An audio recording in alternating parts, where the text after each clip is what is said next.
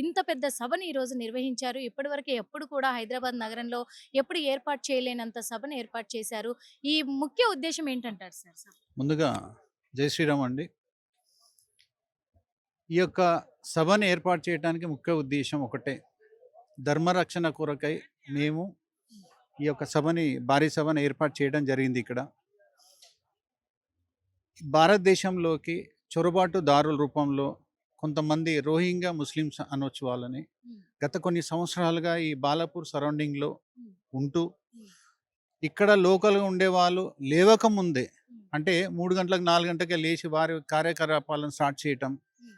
ఇక్కడ మా కుల వృత్తులలో వాళ్ళు ఏలు పెట్టి, వాళ్ళ కుల వృత్తులను నాశనం చేస్తూ, అలాగే ఆహ్, హిందూ దేవాలయాల్లో చొరబడి దేవుళ్ళను నాశనం చేస్తూ, హ్మ్. మా ధర్మాన్ని వాళ్ళు నాశనం చేస్తూ, హిందువులని నాశనం చేయాలనే ఒక దృఢ సంకల్పంతో దేశంలోకి చొరబడి వీరు మమ్మల్ని ఇబ్బంది పెడుతున్న హ్మ్. కార్యక్రమాలివి. హ్మ్. ఇవి ఎంత ఇబ్బందంటే చెప్పుకోలేని పరిస్థితండి. హ్మ్. ఎవడో వచ్చి మన ఇళ్ళ మధ్యలో మన పబ్ పబ్లిక్‌ని మా ఇళ్ళ మధ్యలో ఉండి ఇట్లా రకరకాల ఇబ్బందులు పెడుతున్న పరిస్థితులు ఎంతో కాలంగా చూస్తున్నాము.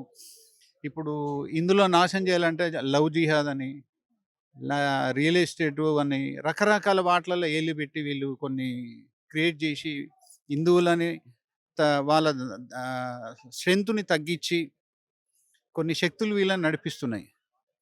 వీళ్ళేందంటే ఇక్కడ ఉండటానికి, ఈ ప్రాంతంలో ఉండటానికి వసతి కల్పించి, హ్మ్. వీరికి డబ్బు రూపంలో ఇచ్చి, హ్మ్. వీళ్ళు మా గుళ్ళ దగ్గర పూలమ్ముకోవటము, పండ్లమ్ముకోవటము, వీళ్ళకెక్కడి నుంచొచ్చింది ఇవన్నీ?